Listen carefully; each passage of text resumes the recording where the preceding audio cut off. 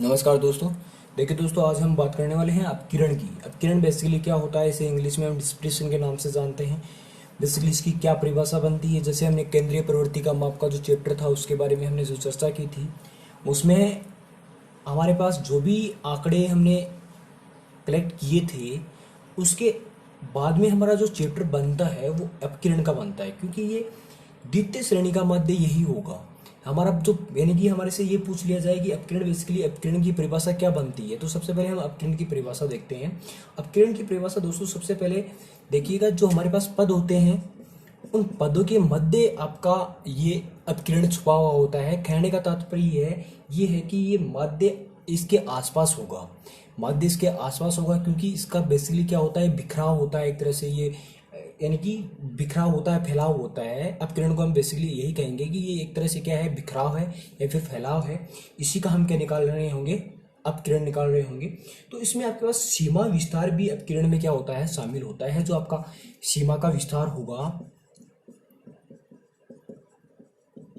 वो इसी में शामिल होगा, उसको हम इसी अपकिरण में पढ़ रहे होंगे।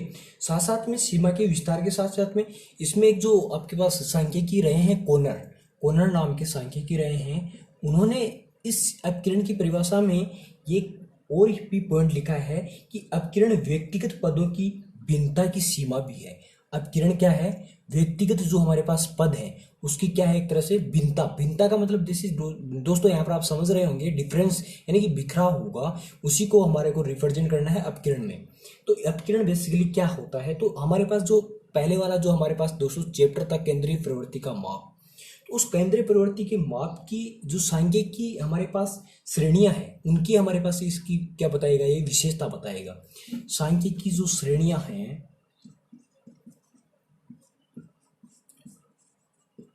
उनकी ये क्या बताएगा, विशेषता बताएगा। विशेषता बता रहा होगा तो उसके बारे में हम चर्चा करेंगे। साथ साथ में ध्यान रखना दोस्तों, ये द्वितीय श्रेणी का माध्य कहलाता है। अपकिरण अपकिरण है वो आपके क्या कहलाता है, द्वितीय श्रेणी का माध्य कहलाता है। तो उसके बारे में भी हमारे को ध्यान रहना चाहिए कि ये कौन सा है, द्वितीय श्रेणी का। प्रथम श्रेणी का माध्य यदि पूछे तो वो हमारा होगा केंद्रीय प्रवृत्ति का माप, लेकिन आपका जो अपकिरण है वो द्वितीय श्रेणी का माध्य होगा। यानी कि इसे क्रम में हम कह सकते हैं दूसरा, क्रम में आपके पास कौन सा होगा, दूसरा होगा। तो आपके पास अपकिरण की बेसिकली इतनी इंफॉर्मेशन आपके समझ में आई होगी। उसके बाद में हम दोस्तों इसके बारे में एक दो पॉइंट और चर्चा में समझने की कोशिश करते हैं कि बेसिकली इसके क्या पॉइंट है। जैसे हम बात करें कि सापेक्ष की, सापेक्ष क्या होता है और निरपेक्ष क्या होता है। तो अपकिरण की सीमा या जो भी मात्रा बताने, एक तो मान लीजिएगा सीमा है और मात्रा बताने वाली जो संख्या होती है उसको हम किस नाम से जानते हैं, वो निरपेक्ष के नाम से। किससे, निरपेक्ष के। फिर से सुन लेना, एक बार मैं फिर से बता रहा हूं, अपकिरण की सीमा या मात्रा बताने वाली संख्या क्या है, निरपेक्ष है। फिर से सुन लेना, सीमा और मात्रा बताने वाली क्या है, निरपेक्ष है। तथा इसके बारे में जो आपके सापेक्ष आएगा वो क्या बता रहा होगा, माध्यों का अनुपात। आपके पास एक तो माध्यों का अनुपात के रूप में व्यक्त करने से, देखो मैं लिख के बताता हूं आपको, माध्यों का अनुपात, यानी कि जो आपके पास माध्यों का अनुपात के रूप में व्यक्त करने के लिए जो संख्या हमारे को ज्ञात करनी होगी, अनुपात में यानी कि रेशियो में कन्वर्ट करने के लिए हमारे पास जो संख्या ज्ञात होगी वह हमारे पास क्या होगी, सापेक्ष होगी। रेशियो में कन्वर्ट करने के लिए जो हमारे पास संख्या होगी उसे हम क्या कहेंगे, सापेक्ष कहेंगे। सापेक्ष माप को अपकिरण गुणांक भी कहते हैं। सापेक्ष जो आपका माप है, सापेक्ष माप है, उसको आप अपकिरण गुणांक भी कहते हो दोस्तों। अपकिरण अपकिरण गुणांक भी होगा आपका।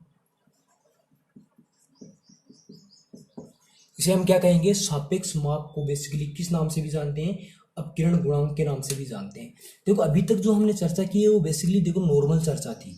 अभी हमारे पास अपकिरण की विधियां आएगी, यानी कि रीतियां जो भी हमारे पास इसमें कैलकुलेशन करने की रहेगी, उन कैलकुलेशन उनके बारे में हम चर्चा करेंगे कि बेसिकली इसकी क्या क्या रीतियां हैं।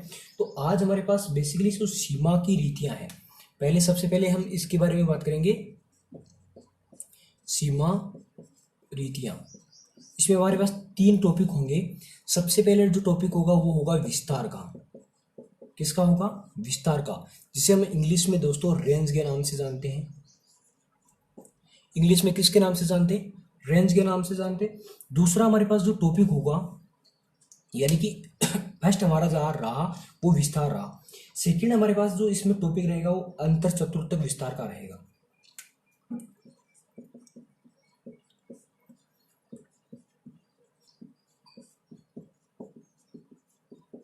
अंतर चतुर्थक विस्तार का रहेगा। और जो तीसरा एक और बचा है वो हमारा रहेगा सतमक विस्तार का।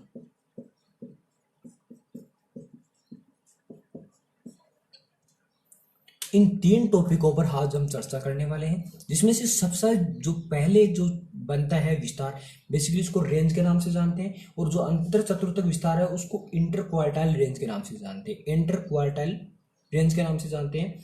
और जो शतमक है उसे परसेंटाइल रेंज के नाम से जानते हैं। किस नाम से जानते हैं? परसेंटाइल रेंज के नाम से जानते हैं। ये 3 हमारे पास टॉपिक हुए, विस्तार हुआ, अंतर चतुर्थक हुआ, शतमक विस्तार हुआ। इन तीनों में से सबसे पहले जो चर्चा कर रहे होंगे वो विस्तार के बारे में कर रहे होंगे। बेसिकली रेंज क्या होती है और इसकी गणना हम बेसिकली किस प्रकार से कर रहे होंगे, तो वो चर्चा में लेके आते हैं। देखिएगा आप, जैसे आपके पास विस्तार है तो विस्तार की सबसे पहले हम परिभाषा सुन लेते हैं। बेसिकली इसकी परिभाषा क्या होती है, तो जैसे सांख्यिकी की हमारे पास वो श्रेणी होगी। जैसे मान लीजिए मैं श्रेणी लिखता हूँ, एग्जाम्पल के थ्रू समझने की कोशिश करते हैं। जैसे 2 है, 5 है, 8 है और 9 है और 15 है। ये बेसिकली दोस्तों श्रेणी है। तो सांख्यिकी की श्रेणी में सबसे बड़ा मूल्य, सांख्यिकी की श्रेणी में सबसे बड़ा मूल्य और सबसे छोटा मूल्य होता है, उनका दोनों का डिफरेंट होगा, वो हमारा क्या कहलाएगा? विस्तार कहलाएगा। कहने का तात्पर्य, इस श्रेणी की मैं बात करूं तो इस श्रेणी में सबसे छोटा मूल्य है वो आपका 2 है। इस श्रेणी में सबसे छोटा मूल्य क्या है दोस्तों? 2 है। और इस श्रेणी में सबसे बड़ा मूल्य है वो क्या है? 15 है। क्या है दोस्तों? 15 है। यहां पर मैंने 2 लिखा है और 15 लिखा है। यहां पर मैंने ये रिप्रेजेंट किया कि इस श्रेणी में सबसे बड़ा मूल्य और सबसे छोटा मूल्य, उन दोनों का जो अंतर होगा वो आपका रेंज कहलाएगा, विस्तार कहलाएगा। और इसे हम सूत्र में कन्वर्ट करेंगे तो दोस्तों आपका ये कहलाएगा, 15 है वो E2 के नाम से जाना जाएगा, 2 है वो E1 के नाम से जाना जाएगा। किस नाम से जाना जाएगा? और इस प्रकार से आपका जो सूत्र बनेगा वो बनेगा रेंज बराबर E2 minus E1। E2 minus E1। ये अभी तक बात समझ में आई होगी मैंने क्या लिखा है और किस प्रकार से हमने रिप्रेजेंट किया। मैं ये कहना चाहता हूँ, E2 आपका सबसे बड़ा पद होगा, E1 आपका सबसे छोटा पद होगा। ये आपके पास श्रेणी में सबसे छोटा और सबसे बड़ा पद होता है, उसका डिफरेंट होता है, उसी को हम किस नाम से जानते हैं? रेंज के नाम से जानते हैं। अब हमारे पास ये चीज़ अवेलेबल हुई तो हमारे को यदि रेंज निकालनी होगी तो हम क्या करेंगे? 15 माइनस 2 बराबर आपका आंसर जो आएगा वो 13 आएगा। 13 आपका क्या है दोस्तों? 13 आपका रेंज है। आपकी जो विस्तार है उसको हम किस रिप्रेजेंट करेंगे? 13 से रिप्रेजेंट करेंगे। अब आपके पास ये समझ लो कि E2 का रिप्रेजेंट बेसिकली क्या होता है, और E1 को यदि हम फुल फॉर्म में लिखना चाहें तो E2 आपका, जैसे यदि E2 को हम फुल फॉर्म में लिखें तो आपका हाईएस्ट हो जाएगा, हाईएस्ट वैल्यू हो जाएगी आपकी। और E1 को आप लोवेस्ट वैल्यू भी कह सकते, लोवेस्ट, यानी कि आपकी हाईएस्ट वैल्यू और लोवेस्ट वैल्यू का जो डिफरेंट होगा वो क्या होगा? विस्तार होगा। चलिए, हमने ये विस्तार को तो पढ़ लिया। उसके बाद में इसका जो विस्तार करने के बाद में हमारे को इसका गुणांक निकालना पड़ता है। गुणांक कैसे निकाला जाता है वो अभी हम चर्चा में लेके आते हैं। देखिए, विस्तार बेसिकली हमने पढ़ा, तो इसके बाद में गुणांक, गुणांक यानी कि विस्तार गुणांक के नाम से जानते हैं,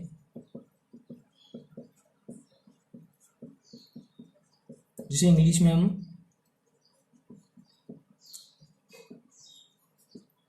कोफिशिएंट यानी कि कोफिशिएंट के रेंज के नाम से जानेंगे, कोफिशिएंट ऑफ रेंज के नाम से जानेंगे। बस ये हमारा मेथड रहेगा, इसको हम देखेंगे। देखिए, अब हमने ये देखा कि विस्तार गुणांक बेसिकली होता क्या है, इसकी बेसिकली परिभाषा क्या बनेगी।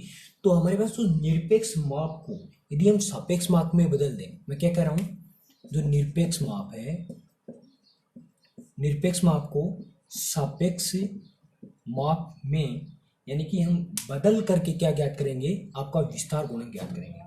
निरपेक्ष माप को किसमें कन्वर्ट करेंगे? सापेक्ष माप में कन्वर्ट करके आपका क्या ज्ञात कर रहे होंगे दोस्तों? विस्तार ज्ञात कर रहे होंगे। फिर आपके पास जो चर्चा बनती है वो बनेगी आपके पास बेसिकली,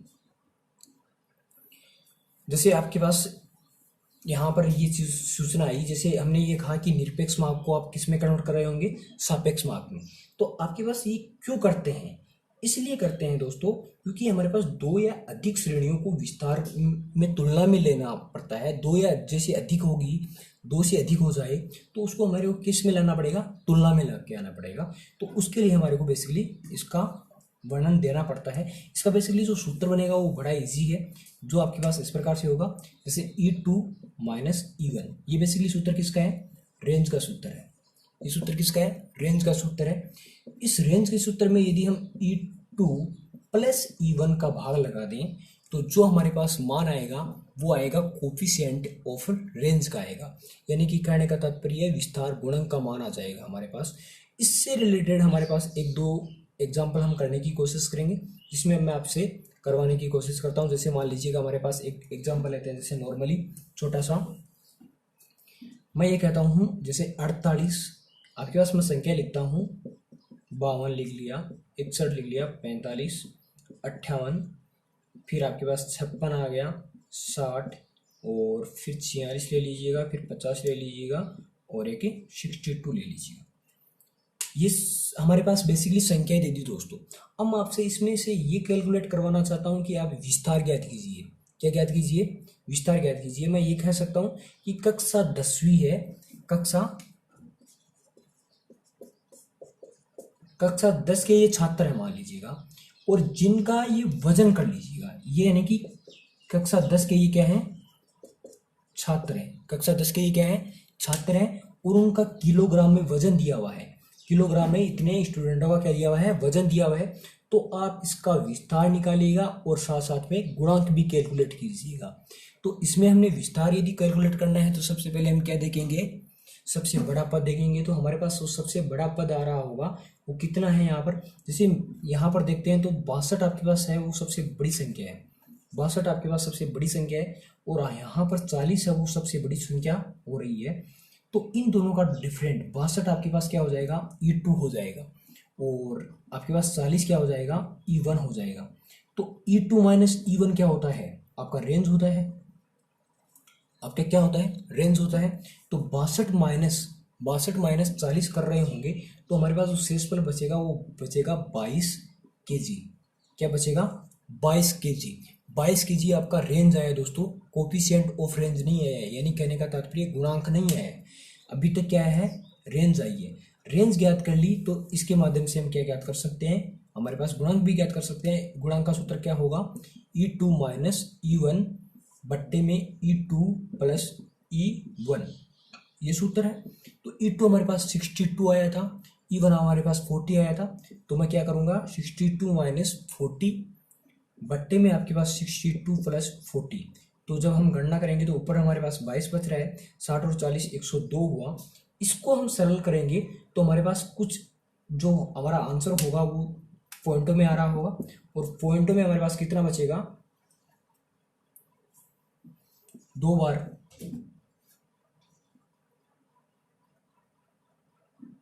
और 5, यानी कि पॉइंट 215 आपके पास शेषफल बच रहा है। पॉइंट 215 आपके पास क्या बच रहा है दोस्तों, शेषफल, यानी कि आपके पास से भाग गया 2.1215, ये आपका आंसर हुआ। तो ये आपका आंसर होगा वो किस में रिप्रेजेंट कर रहा होगा, यानी कि ये आपका रेंज तो हो गया, ये आपका हो गया गुणांक। ये आपका क्या हो जाएगा, गुणांक। तो गुणांक हमने कन्वर्ट कर लिया, साथ साथ में हमने इसका विस्तार भी कन्वर्ट कर लिया, दोनों चीजें हमने कन्वर्ट कर ली। इसी से रिलेटेड हम एक और एक एग्जांपल लेते हैं, जिससे मैं आपको एक और एग्जांपल देता हूं। जैसे मैं ये लिखूं, 10 है, फिर आपके पास 12 है, फिर आपके पास 5 है, फिर आपके पास माइनस के 6 है, फिर आपके पास माइनस के 15, फिर 4। तो अगला क्वेश्चन हमारा इस प्रकार से है। अब इसको हम सोल्व करते हैं। देखो यहां पर हमारे पास जो संख्या दे रखी है, तो उन संख्याओं को यदि हम सोल्व करते हैं तो यहां पर सबसे बड़ा पद पहले देखते हैं कौन सा होगा। तो यहां पर आपके पास 12 है। देखो इस संख्या को आप ऐसे भी मतलब यानी कि बोलना चाहो तो ये एक तरह से आप नगर समझ सकते हो या फिर उसका प्राइस समझ सकते हो। जैसे सबसे ज़्यादा पैसा इस बंदे को मिल रहा है, जैसे 5-10 बंदे हैं, कितने बंदे, 1 2 3 4 5 और 6 बंदे हैं, तो 6 बंदों में सबसे ज़्यादा पैसा किसको मिल रहा है, इसको मिल रहा है। और यहाँ पर सबसे कम पैसा किसको मिल रहा है, यानी कि एक तरह से इसकी जेब में 12 रुपये हैं। यहाँ पर मैं क्या समझाना चाहता हूँ, 12 रुपये इसकी जेब में है और सबसे कम यदि माने जाए तो यानी कि माइनस में है, तो माइनस में आपके पास सबसे कम -4 नहीं होंगे दोस्तों, सबसे ज़्यादा जो कम होंगे वो -15 होंगे। यानी इसका दायित्व कितने रुपए का है, दायित्व वो 15 रुपए का है, यानी कि इसकी जेब से 15 रुपए लगेंगे। तो सबसे छोटी वैल्यू ये हुई और सबसे बड़ी वैल्यू ये हुई। तो इसको यदि हम सोल्व करेंगे तो हमारा आंसर बेसिकली होगा क्या, तो वही रेंज का सूत्र यूज में लेते हैं। तो रेंज बराबर होगा E2 माइनस E1, यानी E2 आपका कितना है 12, माइनस का चिन्ह होगा, फिर देखो ये माइनस का फिर से आ गया 15 बराबर। इसे देख सोल्व करेंगे तो माइनस का बाहर निकलेगा कोष्टक से, तो माइनस माइनस क्या हो जाएंगे, प्लस हो जाएंगे। तो 12 प्लस 15 कितना होता है 10 10 20 और यानी कि 27 आपका आंसर होगा। यदि इसका मैं गुणांक निकालूं, क्या निकालूं, गुणांक निकालूं, तो आपके पास E2 माइनस E1 बट्टे यानी कि E2 माइनस E1 और E2 प्लस E1, तो यहाँ पर यही कैलकुलेशन होगी। तो E2 माइनस E1 आपका कितना आया 27 आया ना, कितना आया 27 आया। अब E2 कितना है 12 प्लस कोष्टक में क्या होगा 15 होगा, तो अब की बार बेसिकली ये क्या होगा माइनस होगा। तो 27 बट्टे 12 और 15 का कैलकुलेशन करेंगे तो माइनस के 3 बचेंगे। तो जब इससे काट रहे होंगे तो आपके पास माइनस के 9 आंसर आएंगे, माइनस के कितने आएंगे आंसर। देखो इसमें प्लस और माइनस के जो चिन्ह होते हैं उनको आपको ध्यान रखना आवश्यक होता है। यहाँ पर आप नेग्लेक्ट मत कर देना कि प्लस हो चाहे माइनस हो आपको प्लस में लेना है, ऐसी बात नहीं है। यदि माइनस में है तो आपको माइनस में ही लेना है, यदि प्लस में है तो प्लस में लेना है, इस चीज़ का बेसिकली जरूर ध्यान रखना। तो यहाँ पर आपका जो गुणांक आया वो कितना आया माइनस का 9 आया। देखो इस प्रकार से हमने इसके बेसिकली 2 उदाहरण एग्जाम्पल किए हैं। एक एग्जाम्पल मैं आपको करने के लिए देता हूँ, जैसे मैं एक एग्जाम्पल और लिखता हूँ दोस्तों, रेंज और कोफिशिएंट जो आपका रेंज है उसको आज क्लियर कर लेते हैं। बेसिकली इसकी क्या क्या कॉन्सेप्ट होते हैं, क्या क्या इसके क्वेश्चन बनते हैं। जैसे मैं आपको एक और क्वेश्चन दूँ कि एक नगर है उसमें कुछ दिनों का तापक्रम दे दीजिएगा। जैसे एक नगर मान लो और उसका क्या दे रखा है तापक्रम, फिर से सुन लेना, एक नगर है उसका क्या दे रखा है तापक्रम दे रखा है। तापक्रम कैसा दे रखा है 18 12 6 माइनस के 7 और आपके पास माइनस के 12 और फिर आपको दे रखा है 5 और फिर मान लीजिएगा माइनस के 4। ये आपके पास इतनी संख्या दे रखी है। इसका आपको देखो दोस्तों रेंज निकालना है और आपके पास है गुणांक यानी कि कोफिशिएंट ऑफ रेंज, ये आपको दोनों की गणना करनी है। पहले इसका रेंज निकालोगे, रेंज कैसे निकाला जाता है मैं फिर से बता रहा हूँ। क्वेश्चन है नगर है उसके तापक्रम का हमारे को विवरण दिया हुआ है, जिसमें आपके पास इतना आपके पास वैल्यू दे रखी है, वो उस वैल्यू से आपको क्या करना है, यानी कि यहाँ से लेकर के ये वैल्यू दे रखी है, इसमें से आपको रेंज की गणना करनी है और कोफिशिएंट ऑफ रेंज की गणना करनी है। ठीक है, यानी कि आपको इस दोनों की कैलकुलेशन करने के बाद में जो भी आपका आंसर आ रहा है वो या तो कमेंट बॉक्स में लिखिएगा, यदि सही है तो ठीक है और वरना सही नहीं है तो हम कैलकुलेशन इसकी कर लेंगे। जैसे मैं एक एग्जांपल और लिखता हूँ इससे रिलेटेड, यानी कि आपके पास जैसे ये क्वेश्चन हुआ वैसा ही आपके पास जैसे दूसरा और क्वेश्चन बन सकता है। जैसे मैं ये कहूँ कि आपके पास वर्गांतर में हो, जब आपके पास क्वेश्चन किस में हो वर्गांतर में हो, तब आप उसकी कैलकुलेशन किस प्रकार से करोगे। तो चलिए हम वर्गांतर का एक क्वेश्चन करके देखते हैं। वर्गांतर का जैसे मैं ये कहूँ कि 0 से 15 है और 15 से 30 मान लीजिएगा, 30 से आपके पास 35 है और इसी प्रकार 45 से 60 और 60 से 75 और 75 से एक 90 का रख लो। ये आपके पास रेंज है। ठीक है, अब इस रेंज में आपके पास स्टूडेंट बैठा दीजिएगा, ये आपके पास क्लासिफिकेशन या आप इसे मार्क दे सकते हो। फ्रीक्वेंसी इसकी रख देते हैं, जैसे इसमें है आपके पास 7 हैं, इसमें 15 हैं, इसमें 18 हैं, इसमें आपके पास कितने हैं 10 हैं, इसमें 6 हैं, इसमें आपके पास 4 हैं। तो इस क्वेश्चन में आपको रेंज निकालनी हो तो आप क्या निकालोगे, रेंज निकालनी हो तो किस प्रकार से निकालोगे, तो यहाँ पर आपको देखो बेसिकली ये कौन सी श्रेणी है, पहले या तो देखो खंडी श्रेणी है यानी अपवर्जनीय श्रेणी है या समावेशी श्रेणी है। तो समावेशी श्रेणी की विशेषता बेसिकली क्या होती है कि ये जो पद होता है समावेशी श्रेणी में, ये 15 दे रखा है दोस्तों, तो यहाँ पर बेसिकली 16 आए तो आपकी ये समावेशी श्रेणी कहलाएगी। लेकिन यदि यहाँ पर 15 ही आ रहा है तो आपकी ये कौन सी श्रेणी है, अपवर्जी श्रेणी है। यदि आपको यहाँ पर समावेशी श्रेणी दे रखी है, क्या दे रखी है, समावेशी श्रेणी दे रखी है, तो सबसे पहले उसको किस में कन्वर्ट करना पड़ेगा, आपको अपवर्जी में कन्वर्ट करना पड़ेगा। समावेशी में आप आंसर यदि रेंज का निकाल दोगे तो वो आपका गलत माना जाएगा दोस्तों, सही नहीं होगा। इसलिए यदि आपको समावेशी श्रेणी दे रखी है तो उसे पहले किस में कन्वर्ट करना होगा, अपवर्जी में करना होगा। तो सबसे पहले हमारे को किस में कन्वर्ट करना होगा, अपवर्जी में। लेकिन बेसिकली हमारी जो श्रेणी है वो बेसिकली है कौन से में, अपवर्जी में है। तो यहाँ पर हमारे को जो ये वर्गांतर दे रखा है, ये जो वर्गांतर दे रखा है उसमें हमारे को सबसे उच्चतम पद देखना है।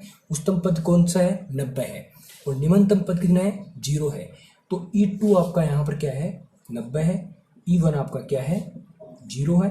इसके माध्यम से हम गणना कर सकते हैं किसकी, रेंज की। तो 90 माइनस 0 बराबर आपका जो आंसर होगा वो 90 मार्क्स, ये आपका क्या हो गया, रेंज हो गया। यदि आप इसका कोफिशिएंट ऑफ रेंज निकालते हो तो ऊपर तो 90 आएगा, नीचे आप 90 प्लस 0 को जोड़ोगे तब आपके पास कितना आएगा, 90 ही आएगा। तो बराबर आपके पास एक क्या आया, ये रेंज यानी कि कोफिशिएंट ऑफ रेंज आया, गुणांक आया है, गुणांक आया है, विस्तार का गुणांक आया है। इस प्रकार से देखो हमने एक कैलकुलेशन लिखी है। जैसे मैं यदि यहाँ पर समावेशी श्रेणी बनाऊं तो समावेशी श्रेणी आपको किस में कन्वर्ट करनी होगी। जैसे एक मैं समावेशी श्रेणी का एग्जाम्पल लेता हूँ, समझ लीजिएगा। जैसे एक समावेशी श्रेणी का एग्जाम्पल लेते हैं। जैसे मैं ये कहूँ जैसे 4 से 7 का है, और फिर मैं ये कह दूँ 8 का 11 से लीजिएगा, फिर 12 का 15 से लीजिएगा, यानी कि ये टुकड़े में लिख रहा हूँ। फिर मैं ये कह दूँ जैसे 16 से आपको 19। तो ये जो श्रेणी है वो किसकी है, समावेशी श्रेणी की। तो इसे अपवर्जी में कैसे कन्वर्ट करेंगे वो देख लेना एक बार। 7 और 8 का डिफरेंट, 11 और 12 का डिफरेंट, 15 और 16 का डिफरेंट, बेसिकली सब में क्या आ रहा है, सेम आ रहा है। कितने का आ रहा है, 1 का आ रहा है। 1 का बेसिकली आधा किया तो कितना हुआ, 0.5 हुआ। तो आप क्या करोगे इसमें, यानी कि 4 में से 0.5 घटाओगे तो 3.5 आएगा। फिर आपको इसमें जोड़, यानी कि जो आपका 7 है तो उसमें से आपको क्या करना पड़ेगा, जैसे यहाँ पर कितना लिख रखा है, 7 लिख रखा है, तो इसमें से तो आपने घटा दिया, इसमें आपको क्या करना है, जोड़ना है। तो यहाँ पर कितना हुआ, 7.5। इसमें से 8 में से घटाओगे तो 7.5 आ जाएगा। फिर यहाँ पर 11.5 आ जाएगा। 12 में से घटा दोगे तो 11.5 आ जाएगा, और फिर आपके पास 15.5। इस प्रकार से आपको यानी अपवर्जी में पहले कन्वर्ट करना होगा, अपवर्जी में कन्वर्ट करना होगा, और फिर आपको रेंज और कोफिशिएंट ऑफ रेंज निकालनी होगी। और इसमें देखो कोई समस्या नहीं है। अब दोस्तों देखो रेंज और कोफिशिएंट ऑफ रेंज की हमने बेसिकली एग्जाम्पल किए, आपके समझ में भी आई होगी हमने क्या पढ़ा है क्या नहीं। इसमें आपके पास जो सी हमारे पास जो भी एग्जाम्पल हमने 2-3 एग्जाम्पल किए हैं उसके माध्यम से आपकी समझ में आई होगी, क्लियर हुई होगी भाई हमने क्या पढ़ा है। इसके साथ साथ में मैं इसके गुण बताना चाहता हूँ कि जो आपका विस्तार होता है बेसिकली इसके गुण क्या होते हैं। ये देखो गणना करने में और समझने में ईजी रहता है,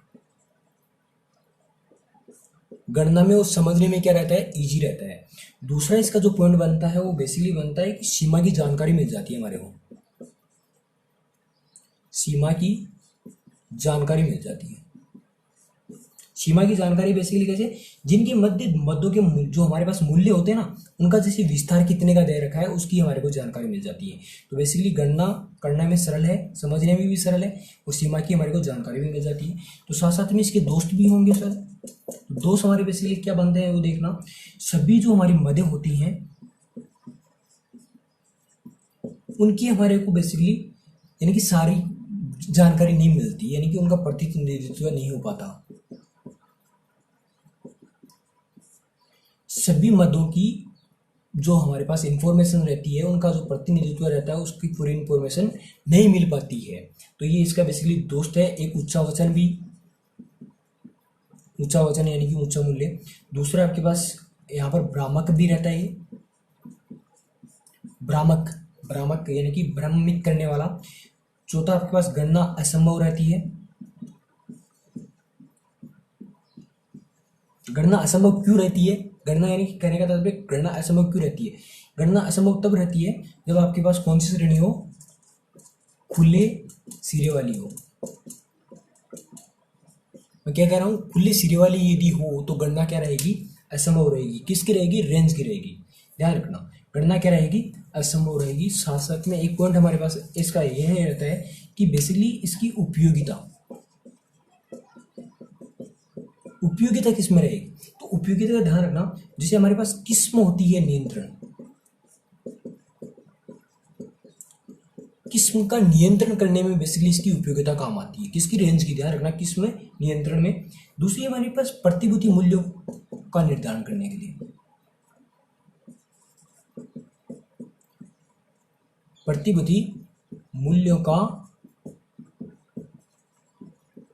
निर्धारण करने के लिए, प्रतिभूति मूल्यों का निर्धारण करने के लिए, और किस्म नियंत्रण, प्रतिभूति मूल्यों का जो भी हमारे पास उतार चढ़ाव होता है मूल्यों का, उसका निर्धारण करने के लिए, और साथ साथ में दोस्तों मौसम का पूर्वानुमान लगाने में। किसका लगाने में, मौसम का पूर्वानुमान लगाने में भी बेसिकली इसकी उपयोगिता रहती है। तो रेंज की बेसिकली उपयोगिता हमारे पास मौसम का पूर्वानुमान लगाने में, किस्म यानी कि किस्म नियंत्रण करने के लिए, और प्रतिभूति मूल्यों का निर्धारण करने के लिए। बस ये इतनी हमारे पास इंफॉर्मेशन है। इनके बाद में हम दूसरा जो हमारा टॉपिक होगा वो अंतर चतुरता का होगा, उसके बारे में हम चर्चा करेंगे बहुत ही जल्द। ठीक है दोस्तों।